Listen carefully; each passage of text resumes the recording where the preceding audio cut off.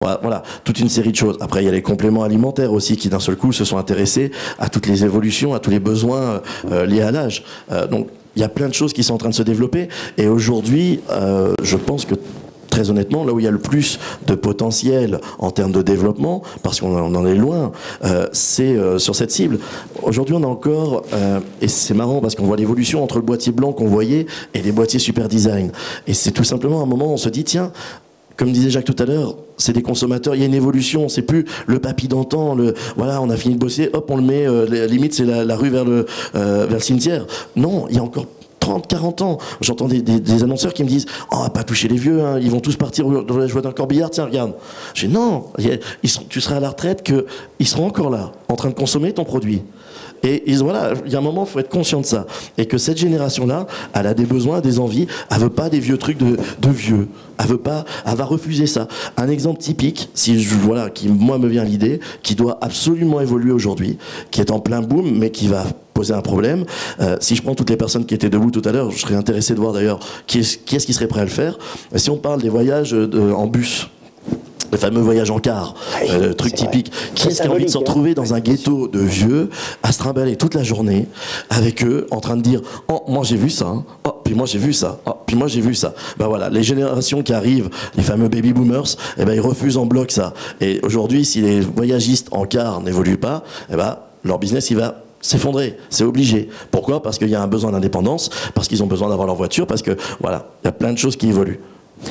Faire attention aux clients, faire attention au design. Il y a une personne que je ne rencontre pas, qu'on ne rencontre pas dans votre discours, c'est le médecin, le gérontologue, le kinésithérapeute. Je veux dire, comme conseil, est-ce qu'il intervient ? Je me retourne vers vous, madame. Évidemment, c'est un fort prescripteur. Tous ces sujets de produits de sécurité liés au maintien à domicile, à l'assistance à l'autonomie, à la dépendance pour certains, c'est un sujet délicat et c'est vrai que le canal de décision se fait de manière très confuse. Vous vous adressez au futur bénéficiaire qui a 95 ans, elle nous dit « mais moi je suis jeune ». J'ai pris 95 ans. Hein. Mais c'est vrai, c'est un exemple. Mais c'est vrai parce qu'à 95 ans, on est jeune dans sa tête encore et on n'a pas forcément toujours conscience qu'un tapis dans la salle de séjour, ça peut être un obstacle, que tomber par terre et ne pas pouvoir se relever et s'il n'y a personne chez soi qui s'en rend compte, on peut rester des heures, une nuit entière, tout seul, par terre, sans que personne ne soit au courant. Donc il y a une anticipation à faire, mais c'est toujours difficile d'anticiper sa vieillesse et sa faiblesse, quelquefois. Donc il y a vraiment un environnement dont il faut avoir conscience. Le pharmacien, effectivement, le médecin, les familles, les environnements familiaux, l'aidant aussi, parce que c'est vrai qu'il y a souvent des personnes, on va parler d'Alzheimer, les personnes ne peuvent pas rester chez elles, donc il y a des aidants vraiment en permanence. Donc tous ces produits, ils sont pour le bénéficiaire, mais ils sont également, finalement, pour son environnement. Parce que qui n'a pas ses parents ou ses grands-parents qui sont seuls à 300 km ou à 600 km et on est inquiet parce qu'ils sont seuls. Donc c'est sécuriser la personne fragile, encore une fois j'utilise fragile parce que quel que soit l'âge, mais c'est également sécuriser l'entourage. Et tous ces prescripteurs type médecins, pharmaciens, etc. ont un rôle à jouer évidemment.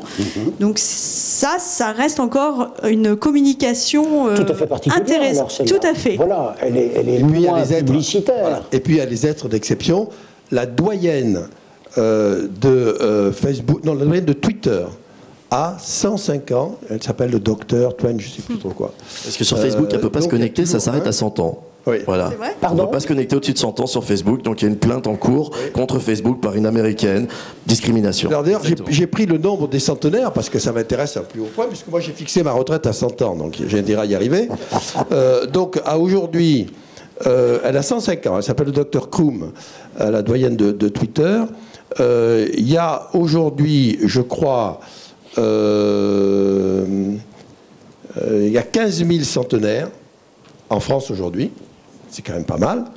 Il y en aura 200 000 dans 50 ans, c'est-à-dire qu'à la fin du siècle, il va falloir s'intéresser au marketing des centenaires. Et je pense qu'alors sa théorie de la senior agency pourra devenir valable. Il aura 100 Merci. ans et il deviendra le publicitaire des centenaires. Je voudrais juste rajouter quelque chose par rapport aux cibles dont on a abordé. On a fait quelques références à des films. Il y a un très bon film qui vous donne cet exemple, on en parlait avant, qui est Gran Torino de Clint Eastwood. Bien sûr. Pour ceux qui ont eu l'occasion de le voir, il y a une scène qui est une scène mythique pour approcher la cible senior.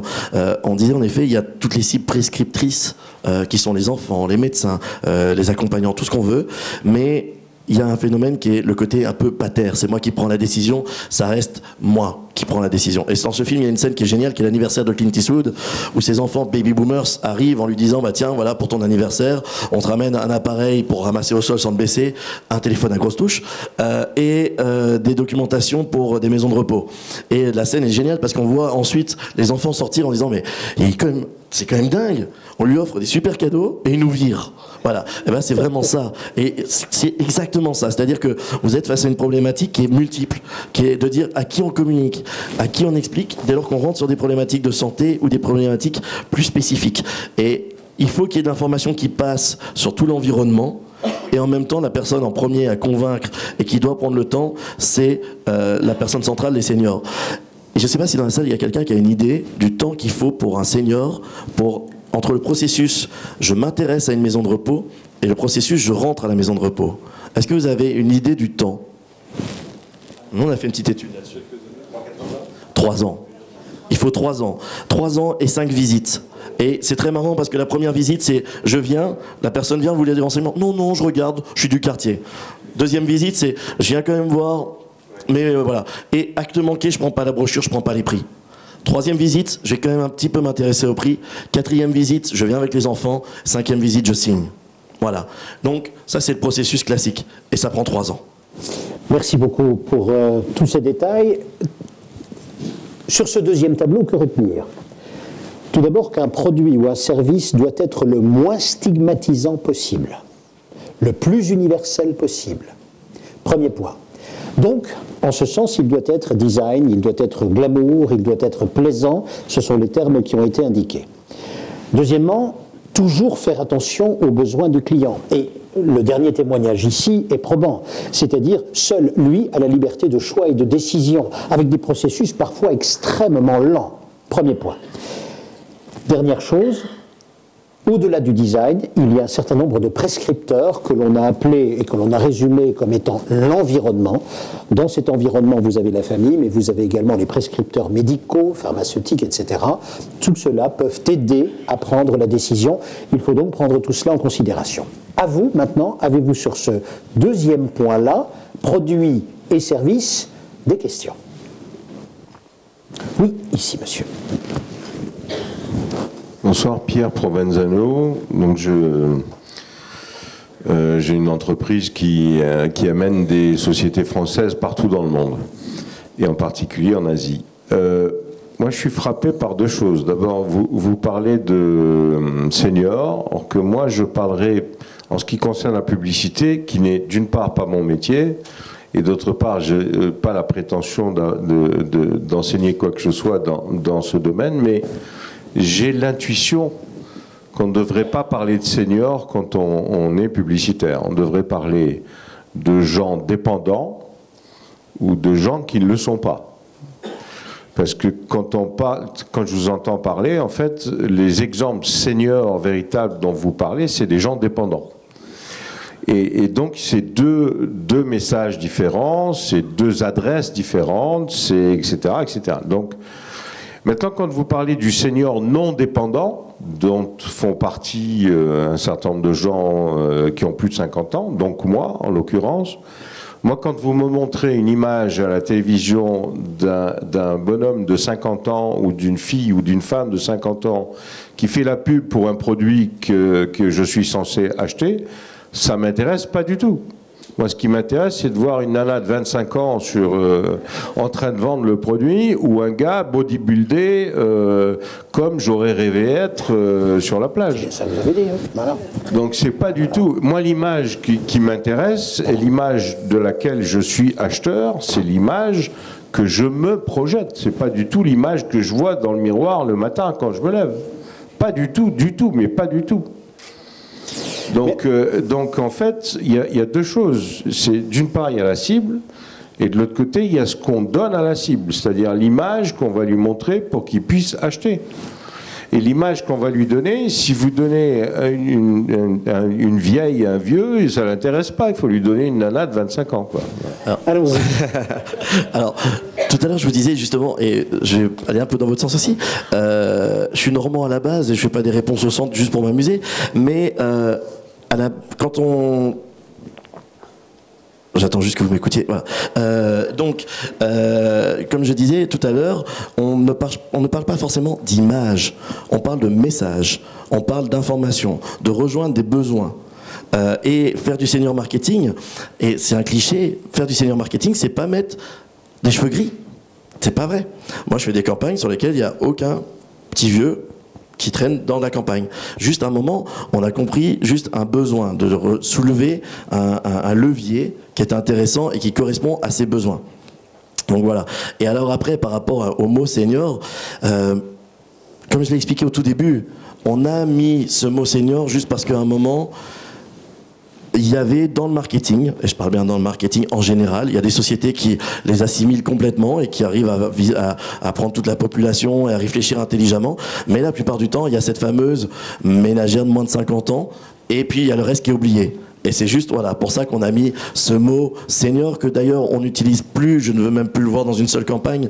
Et maintenant on parle même de 50+ dans notre propre communication d'agence. On a gardé Senior Agency juste parce qu'on est connu et parce que ça fait 15 ans qu'on existe et que les gens nous connaissent sous ce nom-là. Mais aujourd'hui, le mot senior, très honnêtement, on l'utilise plus. La preuve, j'ai utilisé tout à l'heure le mot happy boomer, qui est positif, qui est beaucoup plus dans cette optique-là. Donc voilà, c'est plus une réponse au marché marketing en soi, le fait d'avoir cette cible et cette catégorie. 2, faire du senior marketing, c'est pas avoir quelqu'un, en effet, comme la pub d'Evian, c'est Evian, hein, oui, Evian tout à l'heure, avec en effet des personnes où vous n'avez pas du tout envie de vous représenter dedans, et vous n'avez pas envie d'être du tout dedans.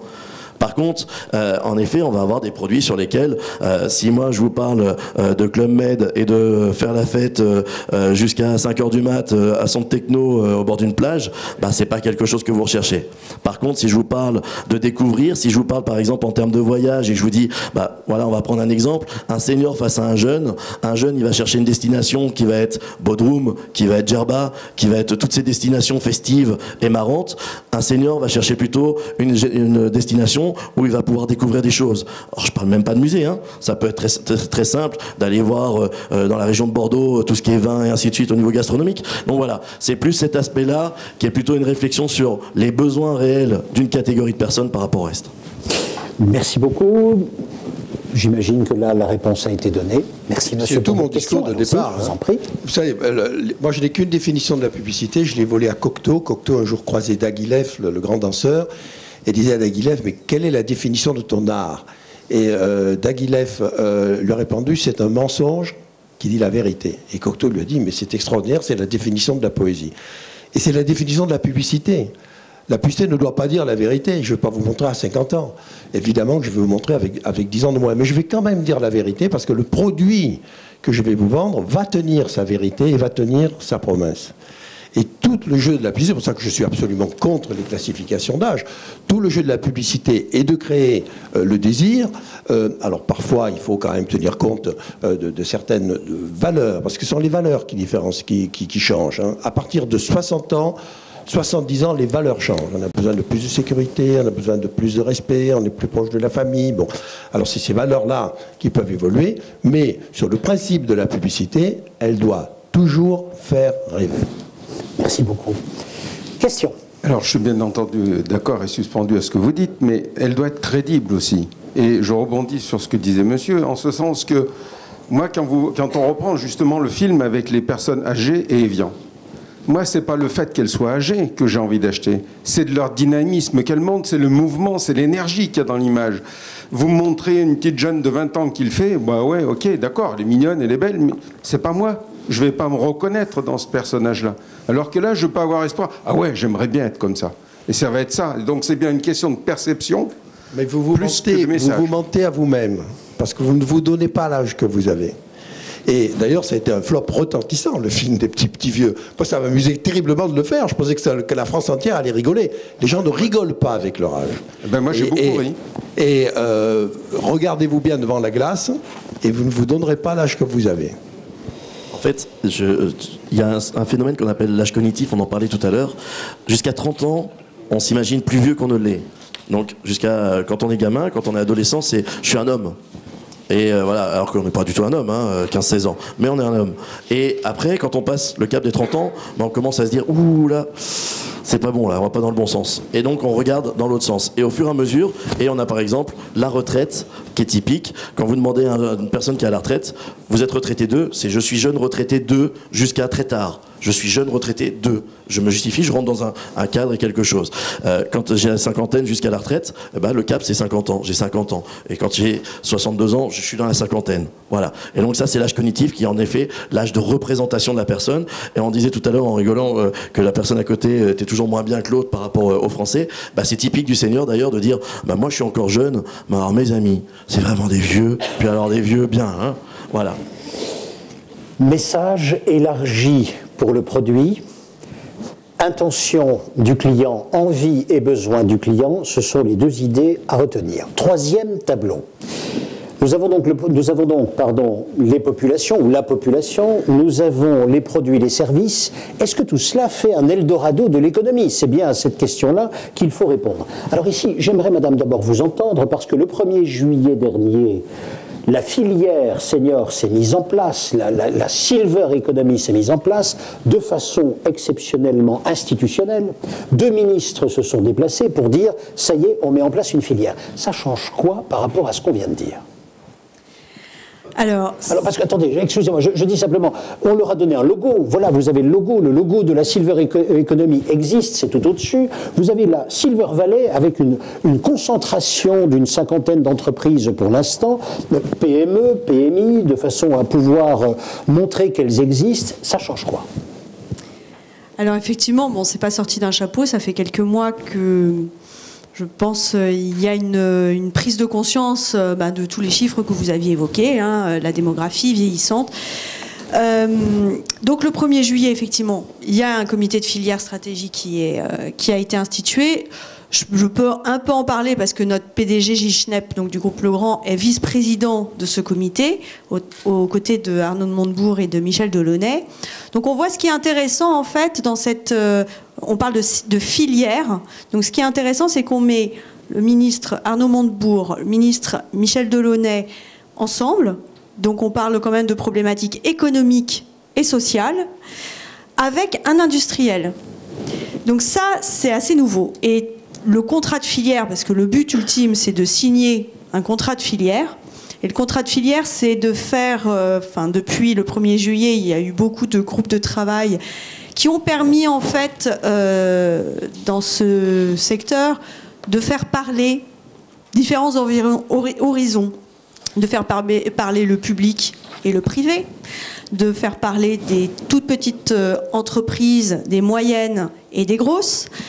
Et en fait, ça a été bénéfique parce qu'en fait, l'enjeu de ce qu'on appelle la silver economy, l'économie des cheveux blancs, l'anglicisme nous a permis d'avoir ce terme, je ne sais pas si c'est le meilleur, mais en tout cas, il existe.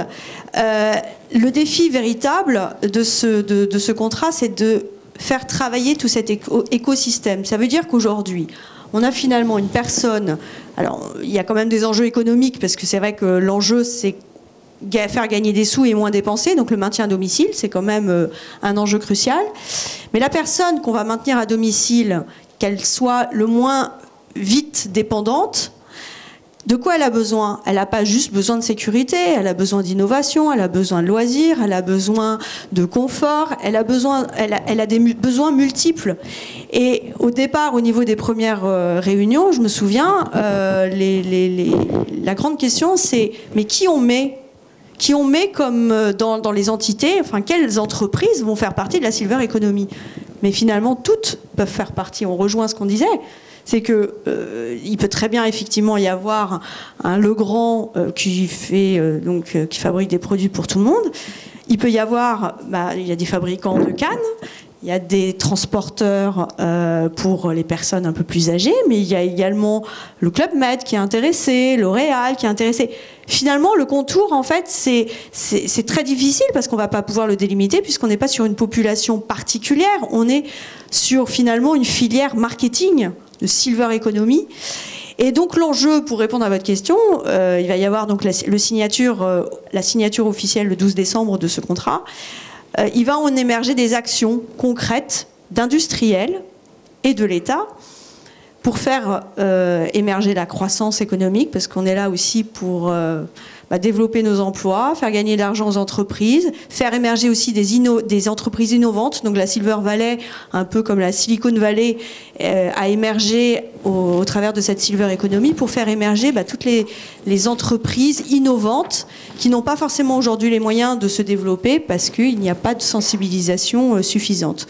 Donc j'étais aujourd'hui au salon de la Silver Economy Porte de Versailles, au salon du service à la personne. Ça fait un même salon. Il y a le salon Solulo aussi pour les établissements médicaux.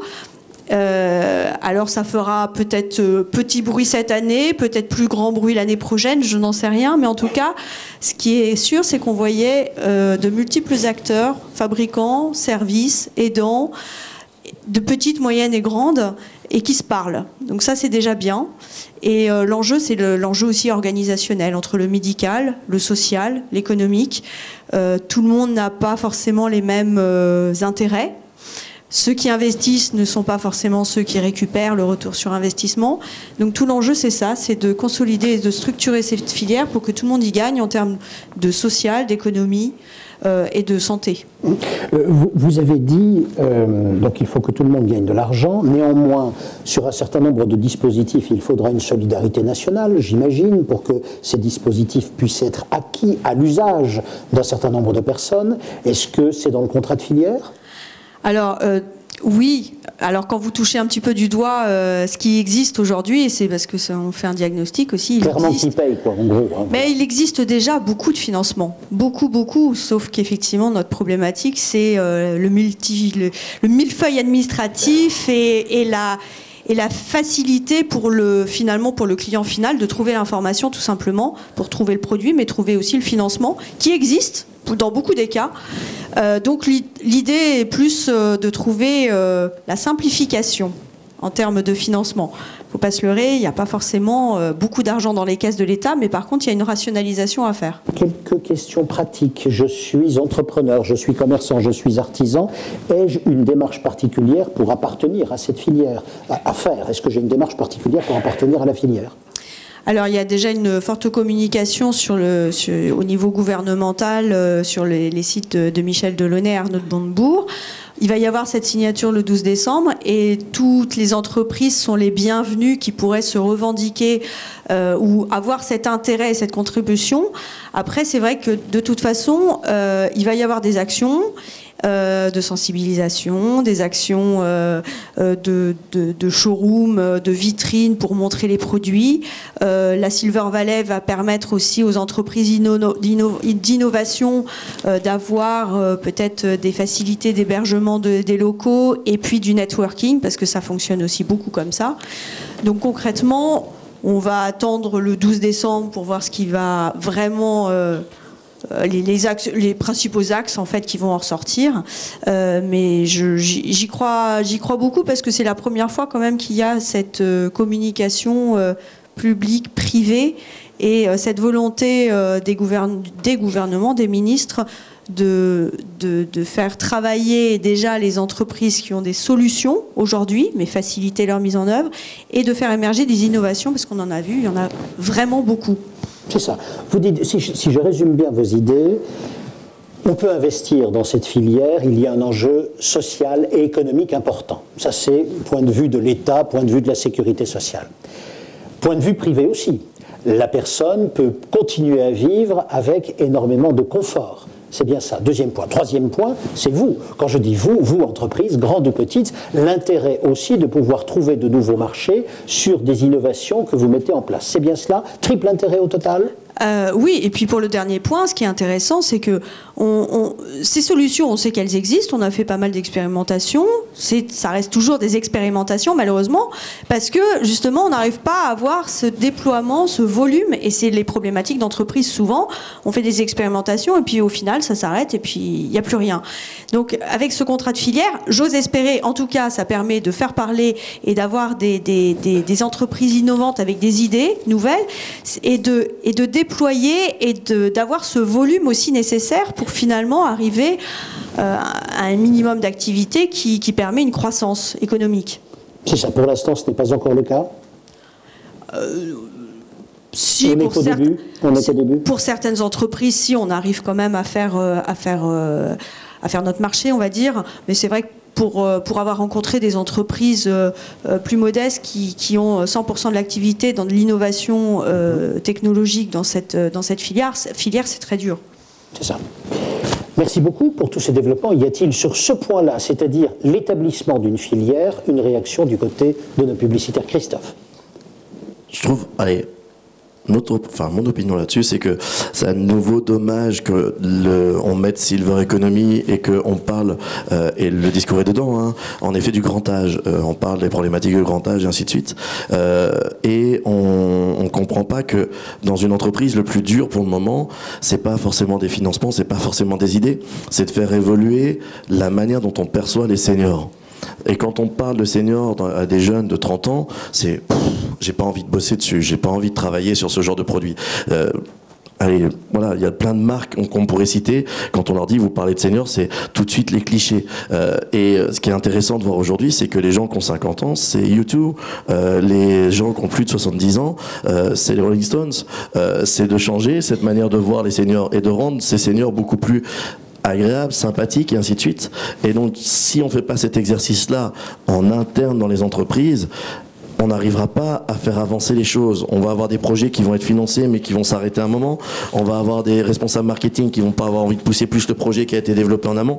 Et donc voilà. Et donc il y a une vraie culture d'entreprise à faire évoluer.